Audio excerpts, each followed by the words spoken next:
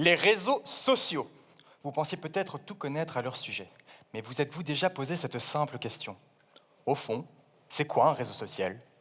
Eh bien, un réseau social, c'est un réseau. Voilà, 4 années de recherche pour pondre ça. Pas mal, hein? Non, plus sérieusement, un réseau, c'est un objet mathématique qui est composé d'éléments qui sont connectés par des liens. Par exemple, un réseau social est un réseau dont les éléments sont des internautes et dont les liens représentent les interactions sociales. Sur ce réseau peuvent s'échanger des photos, des vidéos de chatons trop mignons, bref, tout un tas d'informations. Et lorsque ces informations sont relayées par des influenceurs, elles peuvent créer le buzz, être partagées des millions de fois afin d'atteindre l'ensemble du réseau.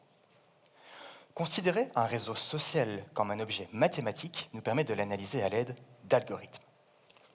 Algo quoi? Algorithme? C'est un machin super compliqué, ça, avec des petits robots qui viennent manger nos données personnelles. Wow, wow, wow, du calme. C'est un petit peu plus subtil que ça. En fait, un algorithme, c'est simplement un ensemble de règles qui permettent d'effectuer un calcul. Par exemple, lorsque vous effectuez une règle de 3, vous appliquez un algorithme. Quand votre application vous suggère une publicité pour la paire de chaussures que vous aviez tant envie d'acheter, c'est aussi grâce à un algorithme. Et oui, parfois, ça peut devenir intrusif. Mais au départ, ce sont juste des maths. Et toute la beauté des mathématiques, c'est qu'elles sont universelles. Alors pourrait-on étudier mathématiquement, à l'aide d'algorithmes, d'autres types de réseaux? Spoiler alerte, oui!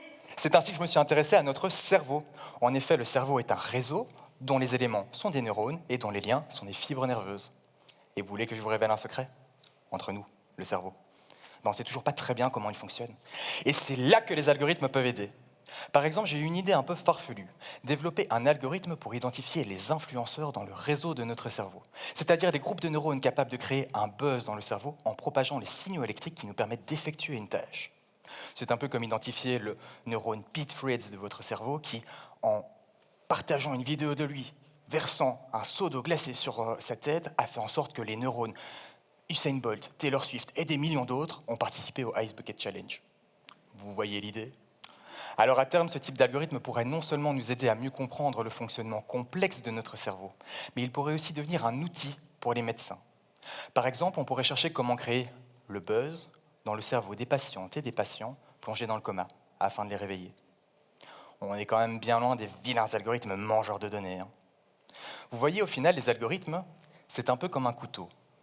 Il y a l'arme et il y a l'outil. Dans ma thèse, j'ai choisi d'utiliser l'outil afin de mieux comprendre notre cerveau et de pouvoir un jour, j'espère, aider les patientes et les patients qui en ont besoin. Merci.